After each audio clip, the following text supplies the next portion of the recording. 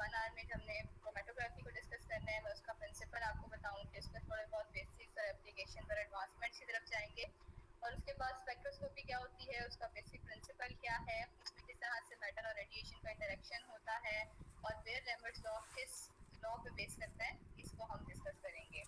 क्योंकि आपका session BS की क्लास है और सेक्शन की जो है वो क्लोजिंग पे है, तो बहुत ज़्यादा डिटेल में हम नहीं जाएंगे, लेकिन फिर भी जितने इंपॉर्टेंट पॉइंट्स होंगे वो मैं आपको साथ साथ मेंशन करूंगी, वो आपने नोट करते जाने। आपके पास पेपर पेंसिल लाजमी होनी चाहिए, क्योंकि कुछ चीज़ें ऐसी होंगी जो आपको खुद से ड्रॉ करके अगर आप समझेंगे तो वो ज़्यादा बेटर अंडरस्टैंडिंग होगी आप जस्ट करें नोट्स से या स्लाइड से, तो खोल लें और स्लाइड्स के साथ साथ हम लिखो।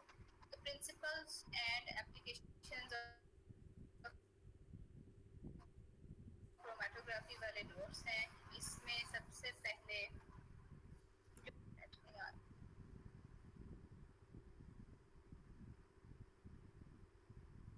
एफएससी में या मैट्रिक में आपने और कोई प्रैक्टिकल किया हो या ना किया हो, लेकिन आपके पास क्रोमेटोग्राफी का बेसिक प्रिंसिपल पेपर क्रोमेटोग्राफी को यूज करके, जिसमें आप मेटल आयंस की सेपरेशन भी करते हैं और इसके अलावा इंक्स की सेपरेशन का भी प्रैक्टिकल होता है, वो आप जरूर करते हैं। तो इसमें क्रोमेटोग्राफी बेसिकली और स्पेक्ट्रोस्कोपी, इसका क्या पर्पस है? इसका पर्पस ये है कि जब आपने किसी भी एनालिटिकल सैंपल को किसी भी लैब में सबमिट करवाना है, इस पर्पस के लिए कि आप ये समझ सकें कि आपके सैंपल में कितने कंपाउंड्स हैं, कौन कौन से मॉलिक्यूल्स हैं, उनकी केमिस्ट्री, उनके स्ट्रक्चर्स क्या हैं, उनके फॉर्मूलाज क्या हैं, या वो किस क्वांटिटी में अवेलेबल हैं आपके सैंपल में। तो इसके लिए आप सैंपल जब सबमिट करवाते हैं तो डायरेक्टली वो किसी भी स्पेक्ट्रोस्कोपिक मेथड या स्पेक्ट्रोस्कोपिक टेक्निक के थ्रू प्रोसेस नहीं किया जाता, क्योंकि ये समझने के लिए आप ये समझ लें कि अगर आपके पास कोई भी बायोलॉजिकल सैंपल है या कोई नॉन बायोलॉजिकल सैंपल है, इनऑर्गेनिक या ऑर्गेनिक सैंपल है, तो बेसिकली उसमें बहुत सारे कंपाउंड मौजूद होते हैं, चाहे वो आपका कोई ब्लड सैंपल है, यूरिन सैंपल है, सीरम सैंपल है, कोई एसेंशियल ऑयल का सैंपल है, या किसी भी फैटी ऑयल का सैंपल है, एक्सेट्रा एक्सेट्रा, वो जो भी चीज़ है उसमें आपके पास मल्टीपल कंपाउंड्स मौजूद हैं। तो उन मल्टीपल कंपाउंड्स की वजह से आप डायरेक्टली सैंपल को एनालिसिस के लिए नहीं भेज सकते। उससे पहले एक मेथड होता है सैंपल प्रेपरेशन का, और सैंपल प्रेपरेशन के लिए या मिक्सचर ऑफ कंपोनेंट्स में से आप जो स्पेसिफिक कंपाउंड आइडेंटिफाई करना चाहते हैं उसकी सेपरेशन और आइसोलेशन बहुत ज़रूरी है। ये उसी बात की एक्सटेंशन है जो लास्ट टाइम हमने क्लास में डिस्कस की थी, जिसमें आपने कॉफ़ी यानी कैफीन एक बायोएक्टिव कंपोनेंट था जो कॉफ़ी से हमने एक्सट्रैक्ट किया था सॉल्वेंट एक्सट्रैक्शन के प्रोसेस के थ्रू।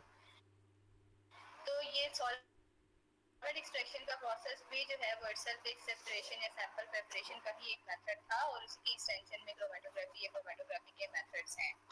तो जैसे हमने कैफीन को सैंपल में से सेपरेट किया था थाउजेंड्स ऑफ कंपाउंड्स में से, एक मेथड अल्टरनेटिव मेथड या वे यूज करते हुए, इसी तरह से और बहुत सारे कंपाउंड्स या और बहुत सारे मेथड्स हैं जिसके थ्रू आप सैंपल को प्रिपेयर कर सकते हैं।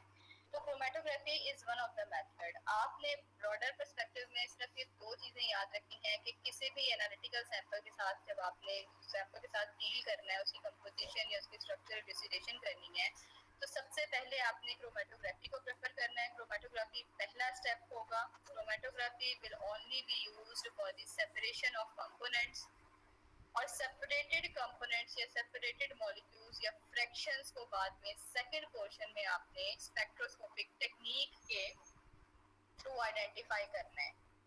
उसमें आपके पास रिजल्ट्स जो हैं वो स्पेक्ट्रा या आप कह लें कि ग्राफ के फॉर्म में, एक विजुअल आउटपुट के फॉर्म में रिजल्ट्स आते हैं, फिर उसको स्टडी करते हैं और फिर उससे ये फाइंड आउट किया जाता है कि आपके पास सैंपल में कौन कौन से कंपाउंड्स प्रोबेबली हो सकते हैं। उसमें आपके पास दो तरह के मेथड्स हैं, एक क्वालिटेटिव एनालिसिस, एक है क्वांटिटेटिव एनालिसिस।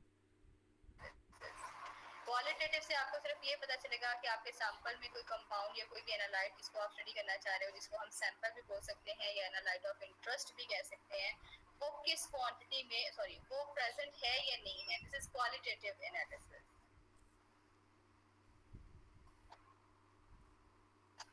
दूसरे केस में अगर आपने ये फाइंड आउट करना है कि वो किस परसेंटेज या किस कंसंट्रेशन में मौजूद है,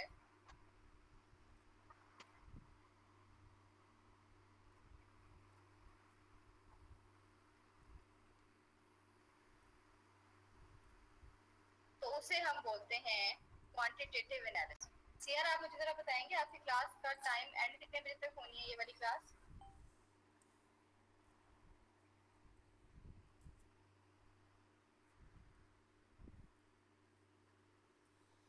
1:30 बजे।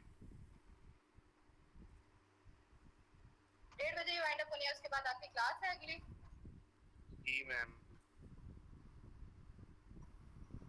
चलो ठीक है, मैं इसे पूछ रही थी ताकि मैं उस हिसाब से चलूँ, स्पीड थोड़ी सी। अच्छा जी, अब उसके बाद आप आ जाए पेपर क्रोमेटोग्राफी के कॉन्सेप्ट पे। आपने पेपर क्रोमेटोग्राफी परफॉर्म की होगी जिसमें आपके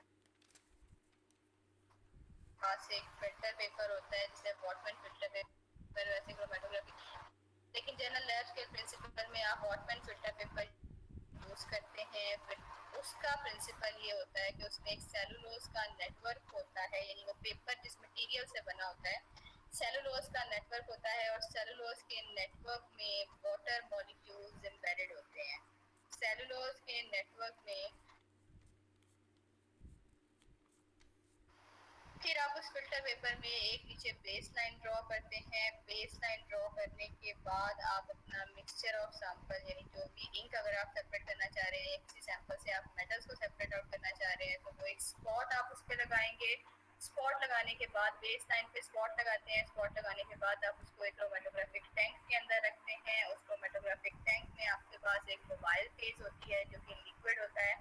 तो वो जो लिक्विड मोबाइल फेज होती है बेसिकली वो मूव करती है और ट्रैवल करवाती है आपके कंपोनेंट्स को, और कंपोनेंट्स अपनी अपनी एफिनिटी की बेस पे स्टेशनरी फेज और मोबाइल फेज में डिस्ट्रीब्यूट करते हैं। अब पेपर क्रोमेटोग्राफी के केस में आपके पास, इसमें आपने दो चीजें याद रखनी है। तो एक चीज होती है स्टेशनरी फेज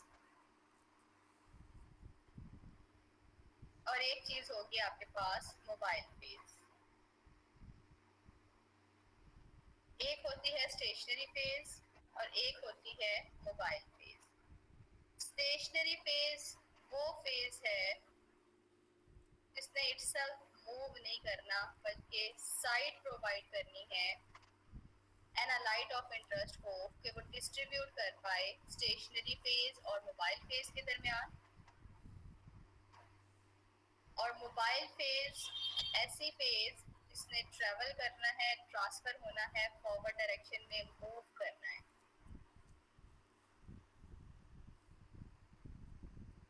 तो जो स्टेशनरी फेज होती है वो या तो आपके पास सॉलिड होगी या लिक्विड होगी।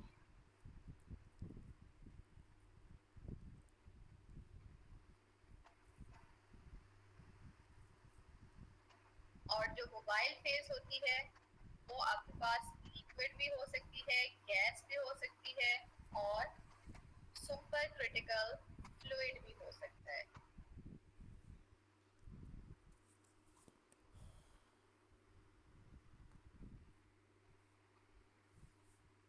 स्टेशनरी फेज सॉलिड या लिक्विड और मोबाइल फेज लिक्विड, गैस या सुपर क्रिटिकल फ्लूइड भी हो सकता है।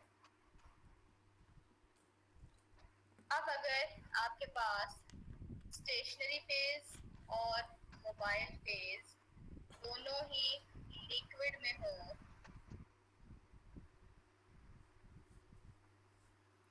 मैम तो आपकी वो आवाज जिस नहीं टाइप सही की आ रही। क्रोमेटोग्राफी में आवाज नहीं सही आ रही। और भी किसी को प्रॉब्लम है आवाज का? और किसी को प्रॉब्लम है कि इनके इंटरनेट कनेक्शन का कोई इशू है? जल्दी से बताएं, टाइम कम है मेरे पास। No ma'am. अब आ रही है आवाज? आ रही है आवाज मैम। मैम आवाज ब्लर और ब्रेक हो रही है।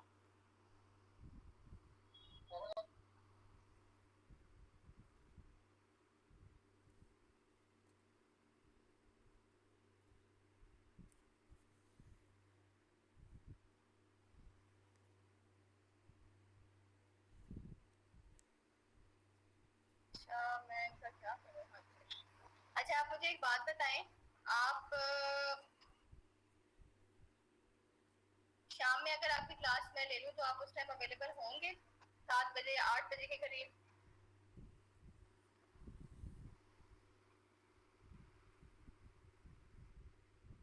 यार आप मुझे रिस्पॉन्ड करते हैं ताकि मुझे पता हो, वरना मैं लेक्चर कंटिन्यू करूं। मैम देखने जैसे आपको ठीक लगे। मैम अभी क्या नेट का इशू आ क्योंकि रहा है? रीजन ये है कि अगर आपको आवाज का मसला है तो ये नेट का इशू ही है। आई थिंक वो एक काम साथ साथ चल रहा है जिसकी वजह से नेट की स्पीड और भी स्लो हुई हुई है। मैम ऐसे अभी तो और ठीक है जहाँ मैं आपकी बैठी हूँ आवाज। वहाँ पे नेट वैसे भी जरा बड़ी मुश्किल से सिग्नल। मैम चलो अभी तो ठीक है, मैं ठीक आ फिर रही है। कंटिन्यू कर रही हूँ। बाकी नोट्स तो आपके पास हैं। ठीक है, मैं कंटिन्यू कर रही हूँ। ठीक है। नोट्स आपके पास हैं, आप साथ साथ फॉलो करते जाएं, ज़्यादा मसला नहीं होगा। ज़्यादा मसला तब होता है जब ठीक है। वो नोट करते जाएं ताकि अपने हाथ से हम स्लाइड्स डिस्कस कर लें बाद में। ठीक है। तो मैं आपको ये बता रही थी कि स्टेशनरी फेज और मोबाइल फेज में अगर आपके पास स्टेशनरी फेज भी लिक्विड है और मोबाइल फेज भी लिक्विड है, अगर आपके पास स्टेशनरी फेज भी लिक्विड है और मोबाइल फेज भी लिक्विड है तो ये लिक्विड लिक्विड क्रोमेटोग्राफी कैटेगरी में आती है और इसको पार्टीशन क्रोमेटोग्राफी भी बोलते हैं।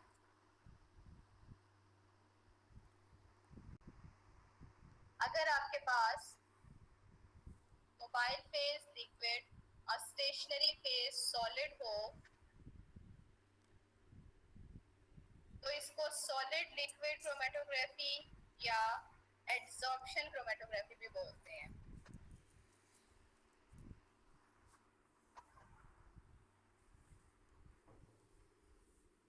पेपर क्रोमेटोग्राफी के केस में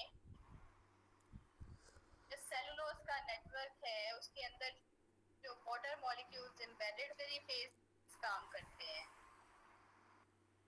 तो जो आपका एनालाइट ऑफ इंटरेस्ट होता है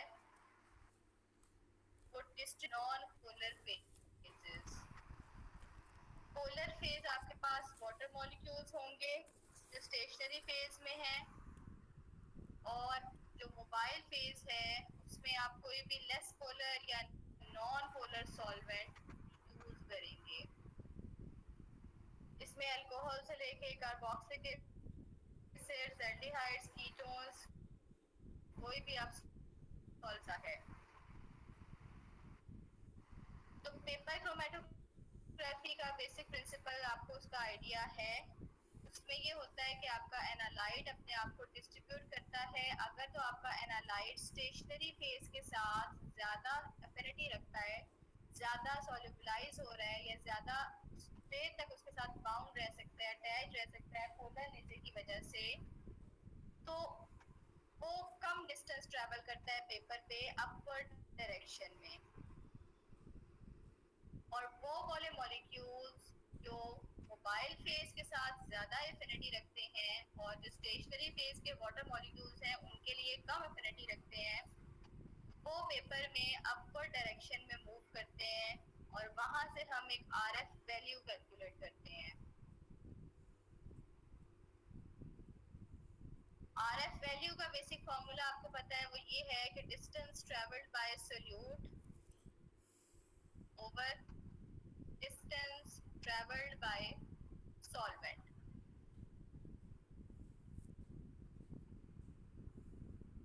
तो यहाँ एक बहुत इंपॉर्टेंट एमसीक्यू जो है वो ये है कि जो पेपर क्रोमेटोग्राफी है वो पार्टीशन क्रोमेटोग्राफी है क्योंकि इसमें स्टेशनरी फेज और मोबाइल फेज दोनों ही लिक्विड होते हैं।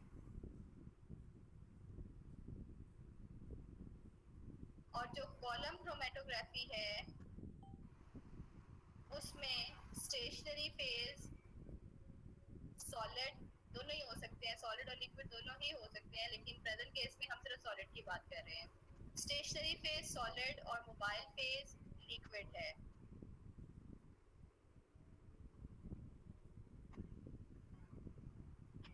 कॉलम अगर आपने पहले देखा हुआ है तो ठीक है, अदरवाइज आप इसको ये सपोज कर लें जैसे आप टाइट्रेशन करते वक्त पिरियड से आप सैंपल लेते हैं, ऊपर से एसिड या बेस डाल रहे होते हैं जिसको आप नॉब के through drop by drop add करते हैं अपने टाइट्रेशन फ्लास्क में।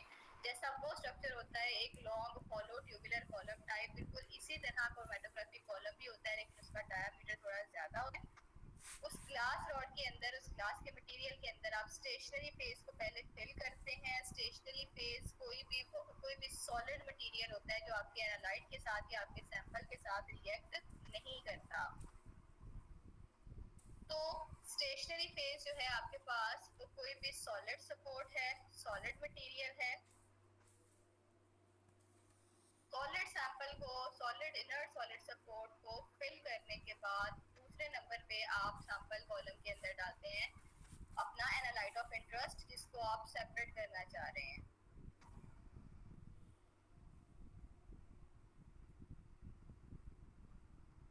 थर्ड स्टेप में आप मोबाइल फेज को एंटर करेंगे जिसके थ्रू सेपरेशन होगी। तो बेसिक प्रिंसिपल यहाँ पे भी यही है कि मोबाइल फेज और स्टेशनरी फेज के दरमियान एफिनिटी, अगर आपके सैंपल के मॉलिक्यूल ज्यादा स्टेशनरी फेज के साथ एफिनिटी रखते हैं तो वो कॉलम के अंदर ज्यादा देर तक स्टे करेंगे, जिसके लिए हम एक वर्ड यूज करते हैं रिटेंशन टाइम का। रिटेंशन टाइम का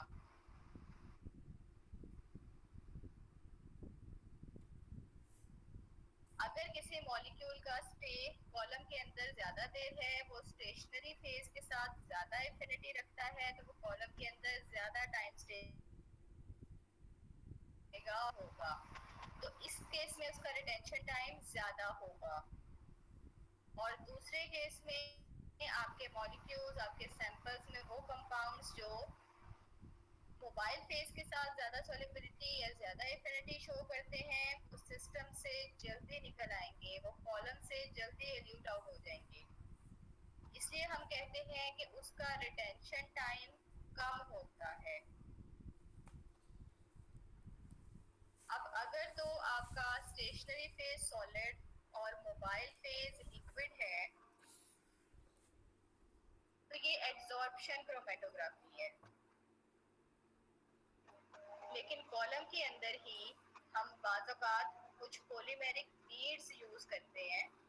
बीड्स का कॉन्सेप्ट ये होता है कि जैसे आपने हाइड्रोजेल्स देखी होंगी जिससे छोटी छोटी बॉल्स होती हैं, जिसे आप पानी में डालें तो वो स्वेल अप हो जाती हैं क्योंकि उसके अंदर वाटर मॉलिक्यूल्स काफी क्वांटिटी में एब्जॉर्ब हो जाते हैं।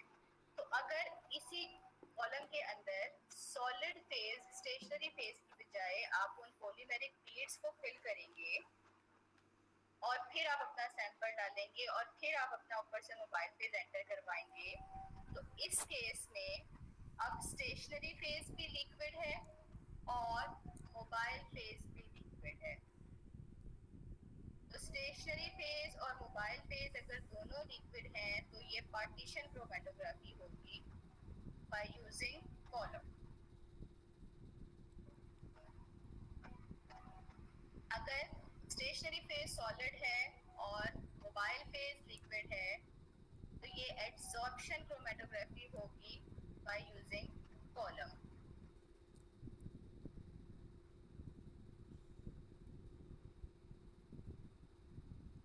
ये आपके पास है थोड़ा सा बेसिक कॉन्सेप्ट, थोड़ी सी बेसिक टर्म्स जो आपकी क्रोमेटोग्राफी के प्रिंसिपल में आती हैं।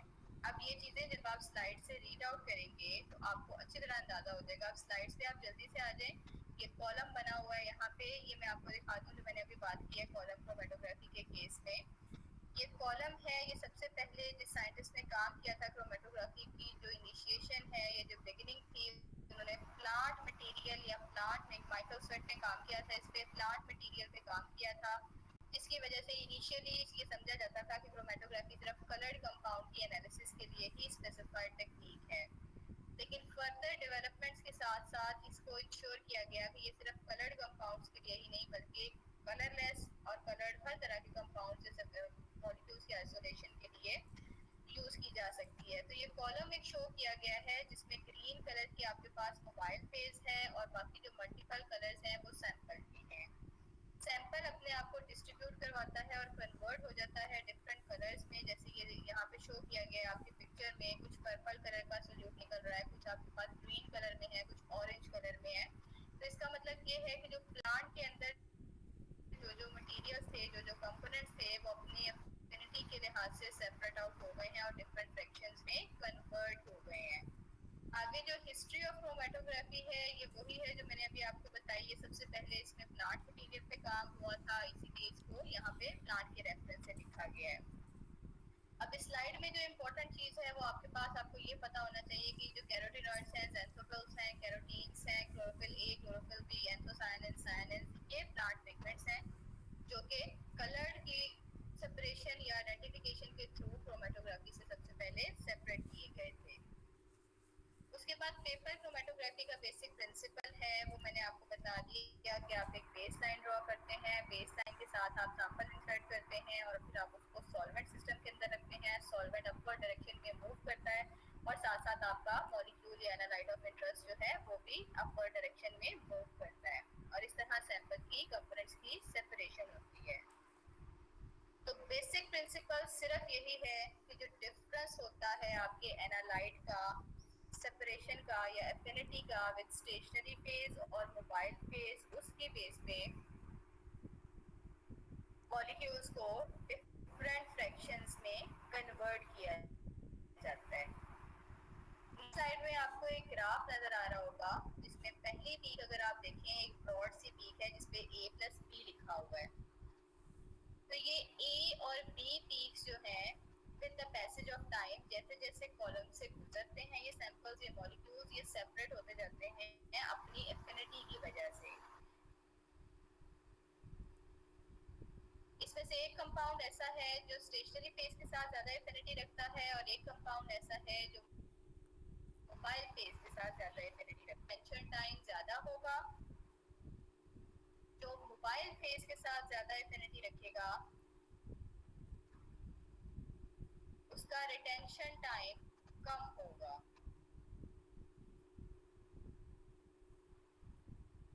अब जो नेक्स्ट स्लाइड्स आपको मिल रही हैं इसमें से मैं आपको एग्जाम पॉइंट ऑफ व्यू से बता देती हूँ जो चीज़ें बहुत इंपॉर्टेंट है आपको कवर करने वाली, वो ये है कि जो क्लासिफिकेशन है क्रोमेटोग्राफिक टेक्निक से, क्रोमेटोग्राफिक मेथड्स की, वो कौन सी टाइप की क्रोमेटोग्राफी किस सिस्टम ऑफ क्लासिफिकेशन में फॉल करती है, आपको सिर्फ ये पता होना चाहिए। आपको सिर्फ ये नाम पता, जैसे फॉर एग्जांपल अगर मैं आपसे ये पूछूं कि size screen chromatography is the type of chromatography based on what, तो ये है, ये टाइप ऑफ क्रोमेटोग्राफी है according to the mechanism of separation.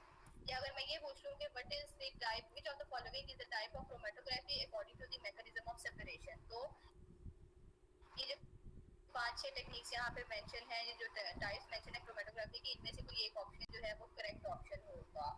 तो इसमें कोई भी इन डेप्थ आपको जाने की जरूरत नहीं है, जस्ट इन टेक्निक्स के नाम आपको पता होने चाहिए और नाम के साथ आपको ये पता होना चाहिए कि किस सिस्टम ऑफ क्लासिफिकेशन में फॉल करती है। तो option, partition, exchange chromatography, size exclusion chromatography, gel permeation electrophoresis, affinity और chiral chromatography। तो just names आपको पता होने चाहिए ये 8 टेक्निक्स के। उसके बाद आपके पास है classification according to the methods of holding the stationary phase. तो इसमें एक कॉलम क्रोमेटोग्राफी है और एक प्लेनर क्रोमेटोग्राफी है। कॉलम क्रोमेटोग्राफी जो भी हमने कॉलम डिस्कस किया ऊपर वो, और जो प्लेनर है उसमें पेपर क्रोमेटोग्राफी या थिन लेयर क्रोमेटोग्राफी का कॉन्सेप्ट आता है। पेपर या thin layer chromatography planar chromatography की टाइप्स हैं, इसमें 2 डायमेंशनल सेपरेशन इंश्योर।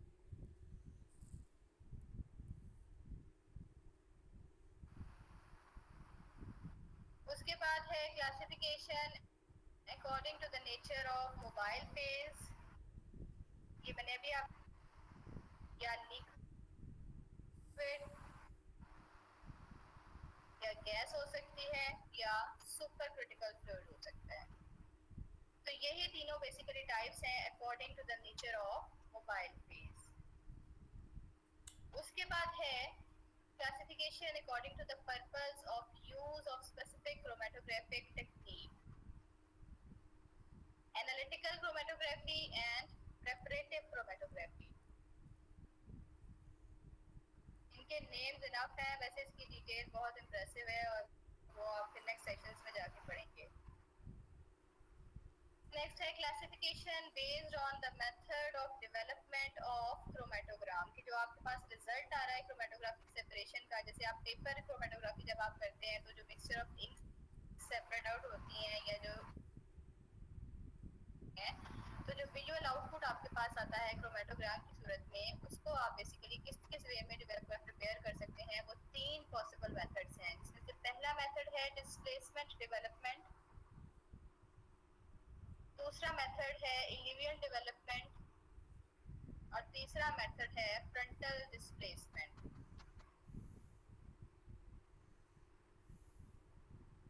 उसके अलावा है classification based on the recent developments in field of chromatography. तो जो मॉडर्न डेवलपमेंट्स हैं या रीसेंट एडवांसमेंट्स हैं वो है 2 dimensional chromatography, simulated bed chromatography, pyrolysis gas chromatography, fast protein liquid chromatography, counter current chromatography या फ्लैश क्रोमेटोग्राफी। इन्हीं base पे, इसी प्रिंसिपल्स पे आपके पास नेक्स्ट स्लाइड है जिसमें यही चीजें लिखी हुई हैं जो मैंने अभी आपको एक्सप्लेन की हैं। एड्सॉर्प्शन क्रोमेटोग्राफी में आपने पढ़ लिया कि एड्सॉर्प्शन जो है वो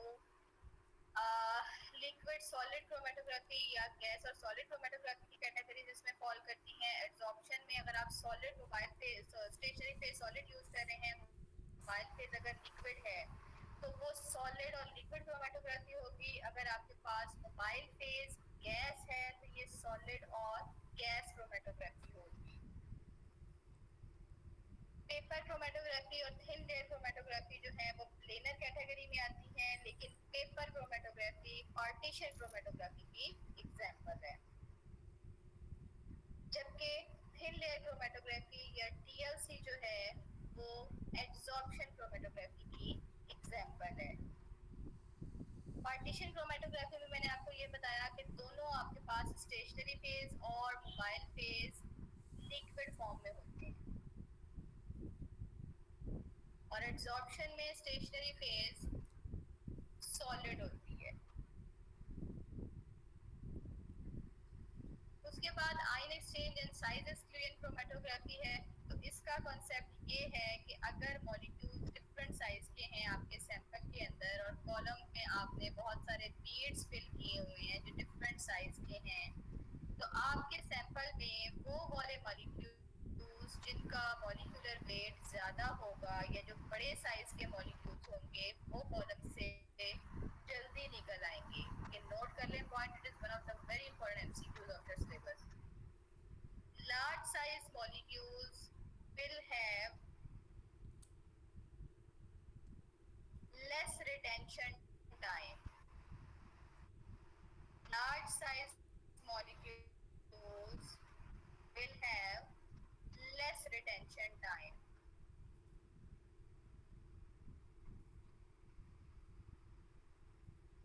And small size molecules will have more retention time.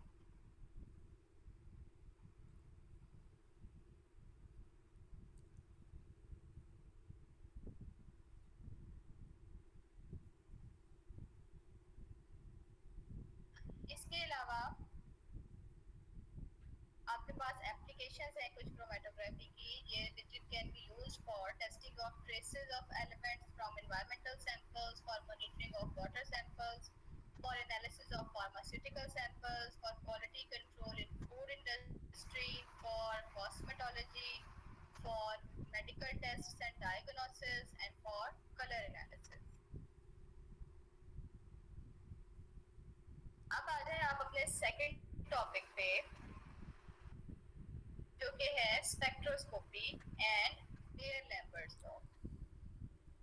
Spectroscopy की सबसे पहले आपको डेफिनेशन एक मिलेगी जो कि है कि आपको नोट करने की जरूरत नहीं है, या बस आप वैसे ही समझ लें। Study of interaction between matter and radiated energy. Study of interaction between matter and radiated energy.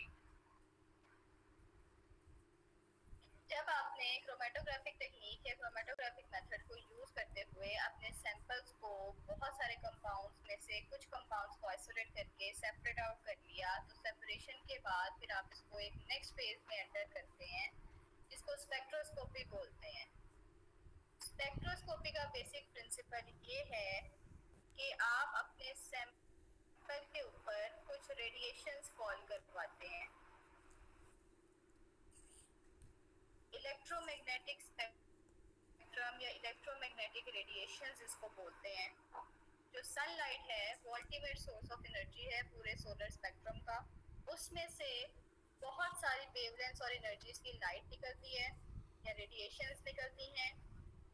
अगर आप उस पूरे सोलर स्पेक्ट्रम में से सिर्फ यूवी, अल्ट्रावायलेट या विजिबल रीजन को स्टडी कर रहे हैं या विजिबल रीजन की टेक्निक को यूज कर रहे हैं तो वो यूवी विजिबल स्पेक्ट्रोस्कोपी कैटेगरी में आएगी।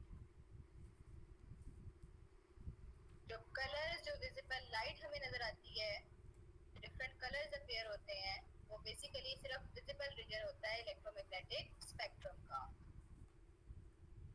लेकिन इस इलेक्ट्रोमैग्नेटिक स्पेक्ट्रम में लोअर एनर्जी में भी बहुत सारी वेवलेंथ्स या रेडिएशंस मौजूद होती हैं और हायर एनर्जीज में भी बहुत सारी वेवलेंथ्स या रेडिएशंस मौजूद होती हैं। तो इसमें हम करते ये हैं कि इन रेडिएशंस को आप सैंपल पे फॉल करवाते हो। सैंपल में कुछ रेडिएशंस एब्जॉर्ब हो जाती हैं और कुछ रेडिएशंस ऐसी होती हैं जो एब्जॉर्ब नहीं होती बल्कि एज इट इज सिस्टम से बाहर निकलती हैं, जिसको आप ट्रांसमिटेड रेडिएशंस या ट्रांसमिटेड वेव्स बोलते हैं।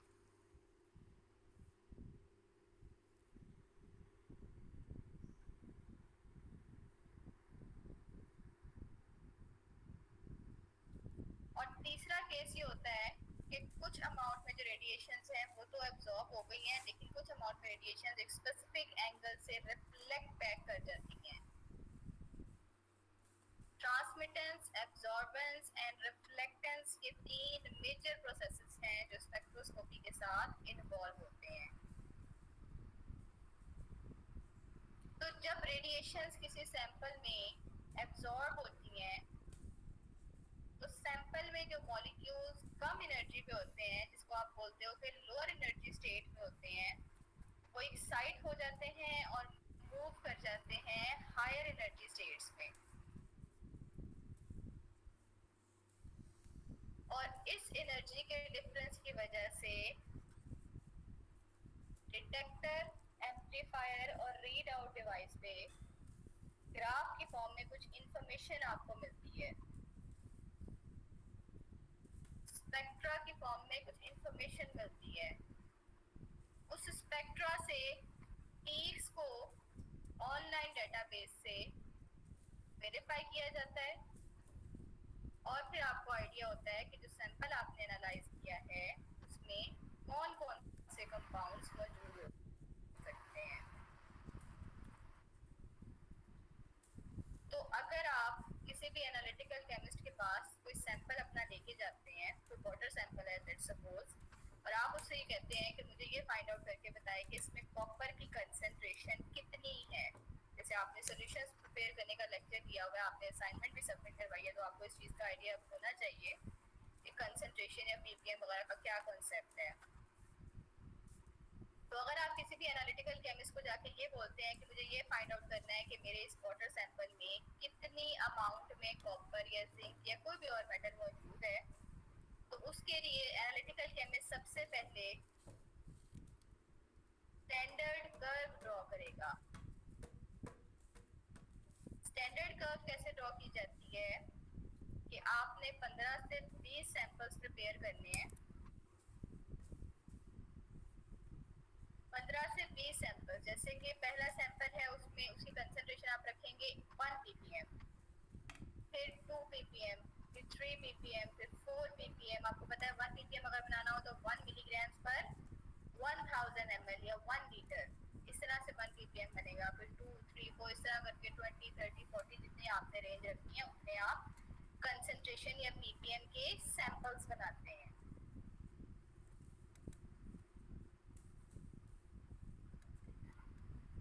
वो सैंपल्स बनाने के बाद उसमें रख के ये देखते हैं कि आपने अगर 1 ppm का सैंपल रखा तो आपके जो लाइट थी वो कितनी अमाउंट में एब्जॉर्ब हुई। हम समझने के लिए ये सपोज कर लेते हैं कि अगर 1 ppm का सोल्यूशन है तो 10 लाइट की फोटॉन्स या एनर्जीज जो है वो 10 फोटॉन्स या 10 मॉलिक्यूल आप कह लो कि लाइट के फोटॉन्स जो हैं वो सैंपल ने एब्जॉर्ब किए। इसी तरह जो 2 ppm का सॉल्यूशन होगा उसने 30 फोटोन लाइट के एब्जॉर्ब किए, क्योंकि उसमें मॉलिक्यूल ज़्यादा है ना, तो एनर्जी ज़्यादा एब्जॉर्ब करेंगे मॉलिक्यूल। अगर 3 ppm का सॉल्यूशन होगा तो आप ये समझ लें कि 30 या 40 फोटॉन्स एब्जॉर्ब होंगे। तो इसका मतलब ये हुआ कि जैसे जैसे आप सैंपल की कंसंट्रेशन इंक्रीज करते जाएंगे वैसे वैसे आपके पास सिस्टम के अंदर एब्जॉर्बेंस की वैल्यू इंक्रीज करती जाएगी। इस तरह एक लीनियर ग्राफ आपके पास आता है जिसको स्टैंडर्ड कर्व बोलते हैं। स्टैंडर्ड कर्व बनाने के बाद सेकंड नंबर पे फिर जो आपने सैंपल दिया होगा जिसमें ये फाइंड आउट करना था कि कितनी अमाउंट में कॉपर या जिंक या कोई भी और मेटल हो सकती है, फिर उसकी एब्जॉर्बेंस चेक की जाती है। फिर ये चेक किया जाता है कि आपका वाटर सैंपल कितने लाइट के फोटॉन्स को एब्जॉर्ब करता है। अगर आपका जो सैंपल है उसने 10 फोटॉन्स एब्जॉर्ब किए हैं तो इसका मतलब है कि उसकी कंसंट्रेशन 1 ppm है। 20 या 30 किए हैं तो इसका मतलब है कि उसकी कंसंट्रेशन 2 ppm या 3 ppm है। तो हम ये कह सकते हैं कि एब्जॉर्बेंस जो है it is directly proportional to concentration. Concentration ज़्यादा होगी तो एब्जॉर्बेंस भी ज़्यादा होगी। कंसंट्रेशन कम होगी तो एब्जॉर्बेंस भी कम होगी।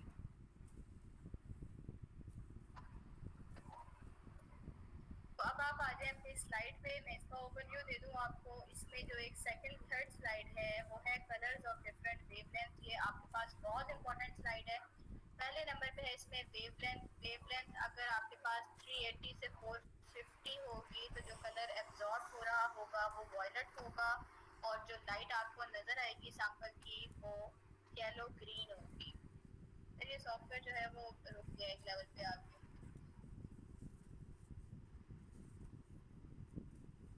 380 से 450 तक होगा तो वॉयलेट कलर एब्जॉर्ब होगा, येलो ग्रीन ट्रांसमिट होगा।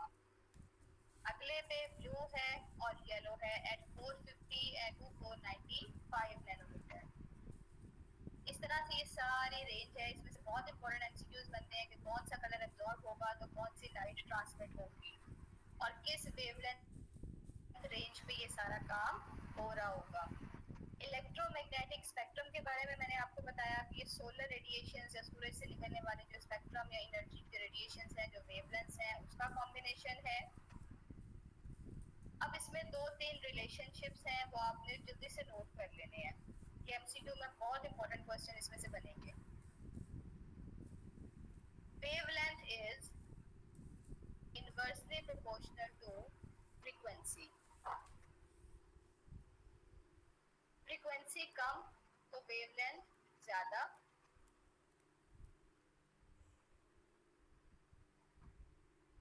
फ्रीक्वेंसी ज्यादा तो वेवलेंथ कम।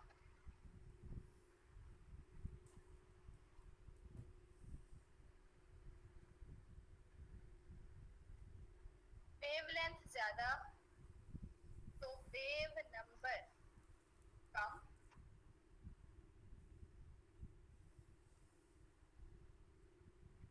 वेवलेंथ कम तो वेव नंबर ज्यादा।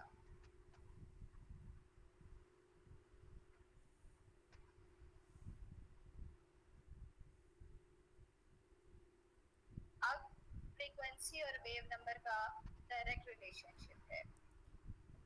फ्रीक्वेंसी ज्यादा तो वेव नंबर ज्यादा।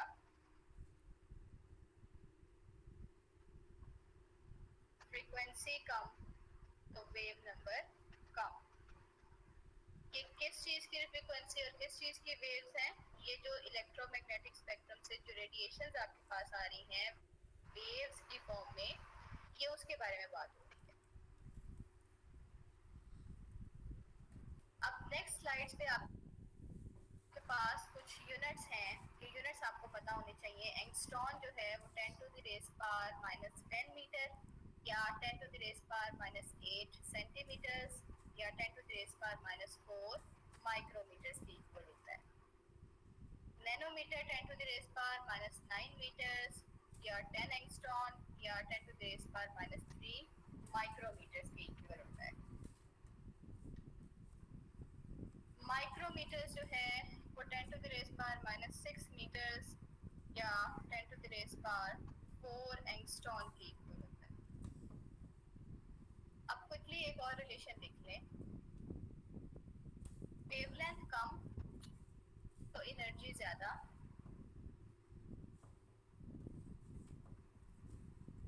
वेवलेंथ कम तो एनर्जी ज़्यादा,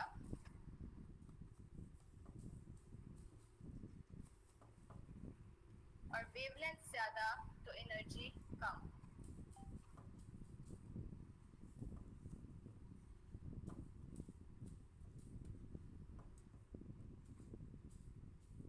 इसी तरह फ्रीक्वेंसी ज़्यादा तो एनर्जी कम, सॉरी एनर्जी ज़्यादा। फ्रीक्वेंसी और एनर्जी का डायरेक्ट रिलेशन है। फ्रीक्वेंसी ज़्यादा तो एनर्जी ज़्यादा, फ्रीक्वेंसी कम तो एनर्जी कम।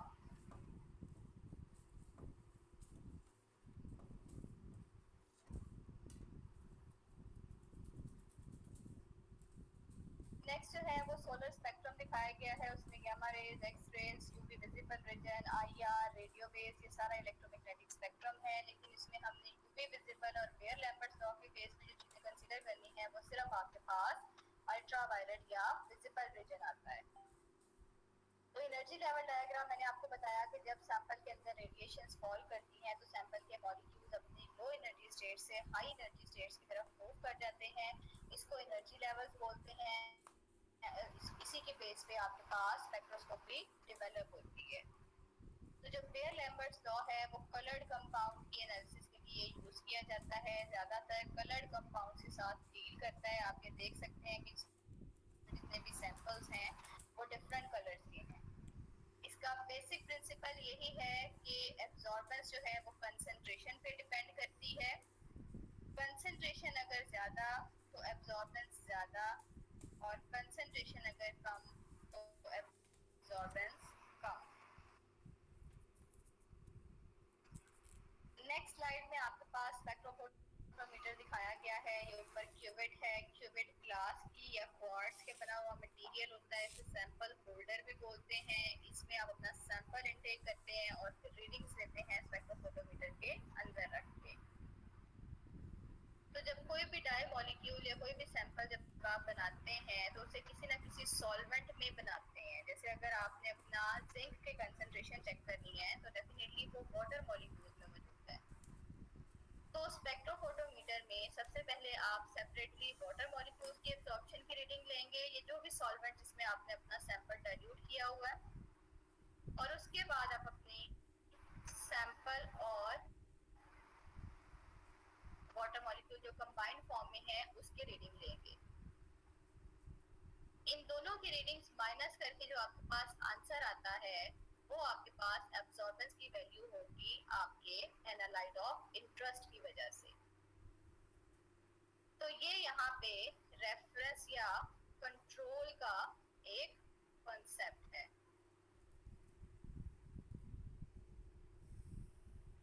अब नेक्स्ट है स्कीमेटिक रिप्रेजेंटेशन, जिसमें सबसे पहले आपके पास एक लाइट सोर्स है। लाइट सोर्स से जो लाइट निकलती है उसे मोनोक्रोमेटर के जरिए या प्रिज्म के थ्रू डिफरेंट वेवलेंथ्स में कन्वर्ट किया जाता है। फिर सेंटर में एक क्यूबिट लिखा हुआ है। क्यूबिट वही जो ऊपर आपको दिखाई है अभी, उसमें आपके पास सैंपल मौजूद है। सैंपल से ये रेडिएशंस फॉल करेंगी और वो फॉरवर्ड डायरेक्शन में मूव करेगा।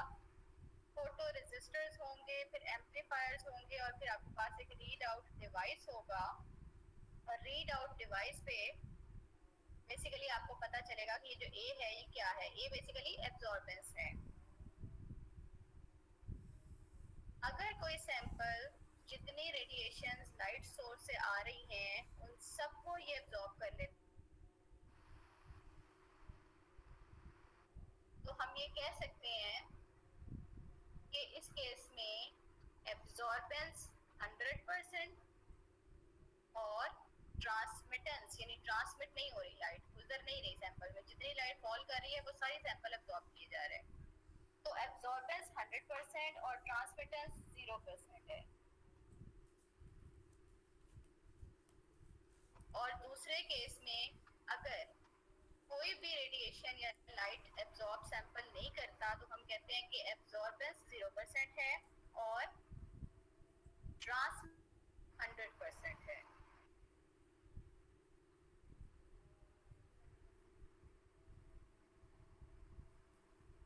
तीसरा केस ये हो सकता है कि कुछ अमाउंट में रेडिएशन एब्जॉर्ब हो जाएं और कुछ अमाउंट में रेडिएशन सिस्टम्स में ट्रांसमिट हो जाएं। तो वो सैंपल जिसमें आपके एनालाइट की कंसंट्रेशन ज़्यादा होगी वो ज़्यादा एब्जॉर्बेंस शो करेगा, और वो सैंपल जिसमें सिस्टम के अंदर कंसंट्रेशन कम होगी वो कम एब्जॉर्बेंस शो करेगा। इस फॉर्म में स्पेक्ट्रोफोटोमीटर में आपके पास ग्राफ आता है जो आपको नेक्स्ट स्लाइड में शो किया गया है, जिसमें सबसे ज़्यादा जिस वेवलेंथ पे एब्जॉर्बेंस आती है उसको हम लैम्ब्डा मैक्स बोलते हैं। बेयर-लैम्बर्ट्स लॉ का फॉर्मूला ये है कि A is equals to ECL। A होती है एब्जॉर्बेंस, एप्सिलॉन E जो है ये मोलर एब्जॉर्बिविटी कांस्टेंट है, इसकी वैल्यू कांस्टेंट पुट करते हैं। L जो है वो आपकी क्यूबिट की जितनी लेंथ होती है उसे L बोलते हैं, और ये भी फिक्स्ड ही होती है क्योंकि कोई भी स्टैंडर्ड क्यूबिट आप किसी भी सिस्टम या किसी भी सैंपल के लिए यूज करेंगे तो उसमें L की वैल्यू सेम रहेगी। और C जो है वो आपके पास सॉल्यूशन की कंसंट्रेशन है। तो अब आप यहाँ देख सकते हैं कि एब्जॉर्बेंस का कंसंट्रेशन के साथ डायरेक्ट रिलेशन है। कंसंट्रेशन ज़्यादा तो एब्जॉर्बेंस ज़्यादा, कंसंट्रेशन कम होगी तो एब्जॉर्बेंस भी कम होगी। तो यही आपके पास यूवी विजिबल स्पेक्ट्रोस्कोपी थी। Matter interact with the light by absorbing and transmitting the different wavelengths. The specific nature of interactions depends on the molecular structure of compound. Spectrophotometrically and quantitatively describes either the transmittance या absorbance। इसमें आप absorbance find out कर सकते हैं या आप transmittance find out कर सकते हैं, और वो वेवलेंथ जिस पे रेडिएशंस की एब्जॉर्बेंस मैक्सिमम होती है उसको आप लैम्ब्डा मैक्स बोलते हैं। और बेयर-लैम्बर्ट्स लॉ में एब्जॉर्प्शन और कंसंट्रेशन का डायरेक्ट रिलेशन होता है। बेयर-लैम्बर्ट्स लॉ किसी भी अननोन सॉल्यूशन में कंसंट्रेशन को फाइंड आउट करने के लिए इस्तेमाल किया जाता है। तो यही दोनों जो टॉपिक हैं वही हमारी सैटरडे की क्लास में जो प्रैक्टिकल है उसके भी टॉपिक्स हैं। और अब आपने करना ये है कि जो आपकी प्रैक्टिकल की कॉपीज हैं जिसमें एक प्रैक्टिकल आपका मेजर पोर्शन जो था वो था सॉल्यूशंस वाला, उसकी असाइनमेंट आप लोग मुझे सबमिट करवा चुके हैं, इसलिए उसे करने की ज़रूरत नहीं है। 2 लेक्चर्स आपके मैडम राजिया ने दिए थे, वो लेक्चर आपने अपनी नोटबुक नहीं है तो किसी भी असाइनमेंट पेपर या किसी भी पेपर पे आपने लेके वो लिखने हैं, वो प्रिपेयर करने हैं। और 2 लेक्चर मैंने आपके लिए हैं अभी तक प्रैक्टिकल के, वो वाले। ये 4 प्रैक्टिकल हैं आपके, ये 4 नंबर की आपके पास कॉपी है हमारे पास इसमें। तो ये आपने जो सैटरडे की क्लास है हमारी, सैटरडे की क्लास में आपने ये चारों प्रैक्टिकल्स लिख के आपको मुझे चेक करवाने हैं। मैं स्क्रीन शेयर करवा के वो आपसे उसी टाइम चेक